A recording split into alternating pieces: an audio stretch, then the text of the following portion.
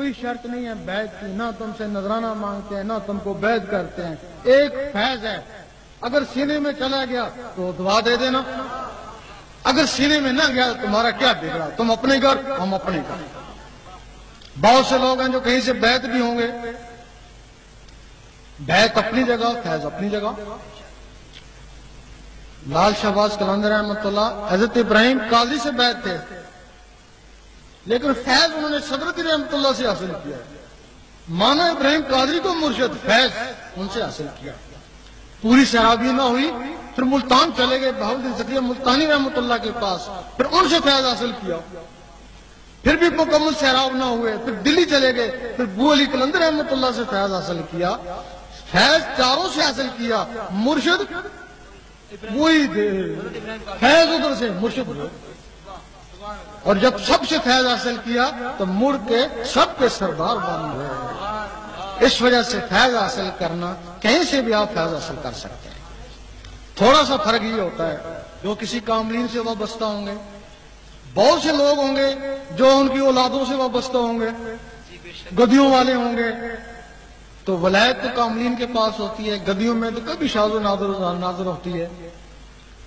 اب ان کو پہچان نہیں ہے کہ ہمارا مرشد پتہ نہیں ناقص ہے یا کامل ہے، کوئی پہچان نہیں ہے. ان کو پہچان ہو جائے گی. اگر وہ مرشد کامل ہے ظاہر ہو جائے گا، ناقص ہے آ نہیں سکے گا. جب وہ اس کو عمل اکثیر بولتے ہیں، جب وہ اپنے دل کے اوپر اللہ لکھنے کی کوشش کریں گے، خیال اپنے مرشد کی طرف کریں کہ میرے انگلی کو وہ پکڑے ہوئے، مرشد پکڑے ہوئے. اگر اس کا مرشد کامل ہوا تو لازمی اس کو اپنی انگلی کے پاس نظر آئے گا. اگر اس کا مرشد ناقص ہوا تو اس کی انگلی کوئی بھی نہیں. پھر جو بھی اس کی انگلی پکڑے سمجھو وہی اس کا مرشد ہے. اب لوگ بہت سے سوچتے ہیں کہ مرشد پکڑ لیا یہی کافی ہے. نہیں، مرشد پکڑا اللہ کے لیے پکڑا ہے. مرشد کو پانا مقصد نہیں ہے، اللہ کو پانا مقصد ہے. اگر آپ 1000 مرشد پکڑ کے اللہ کو نہیں پہنچ سکتے تو بیکار ہے. اگر ایک بھوکا ننگا آپ کو اللہ سے ملا لیتا ہے وہ 1000 سے بہتر ہے. لوگ سوچتے ہیں کہ یہ بھی اس کا بیٹا ہے، یہ بھی نماز پڑھتا ہے، روزے رکھتا ہے، اس کی بھی داڑھی ہے، یہ بھی شریعت کے سارے کام کرتا ہے، یہی کہتے ہیں نا. نہیں، مرشد کامل میں اور عابد میں زمین آسمان کا فرق ہے. جب کوئی آدمی اللہ کی راہ میں نکلتا ہے، اللہ تعالیٰ اس کے اوپر اپنی تجلی ڈالتا ہے. جو موسیٰ علیہ السلام کے اوپر ڈالی تھی، یا تو ہلاک ہو گیا، ہلاک ہونے دو، یا شیشہ عقل ٹوٹ گیا، اس کو مجذوب بولتے ہیں، یا شیشہ عقل نہ ٹوٹا تو وہ محبوب ہو گیا.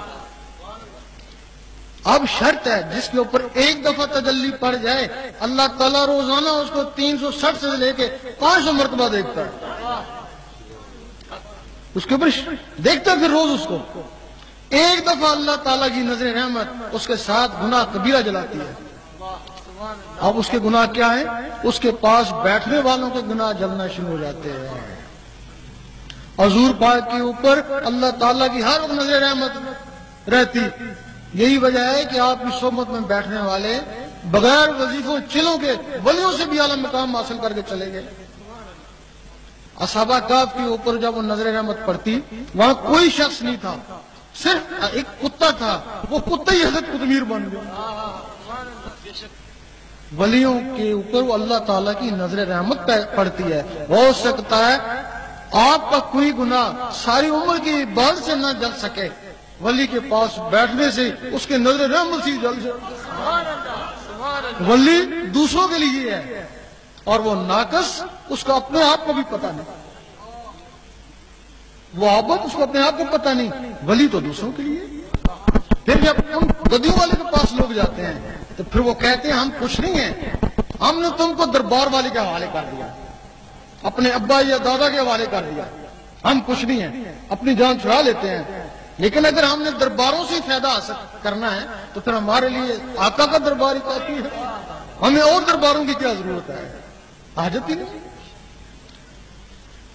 تو اس وجہ سے جو شخص ذکر لینا چاہیں آئیں ذکر لیں اپنی قسمت آزمائیں کر لینے والے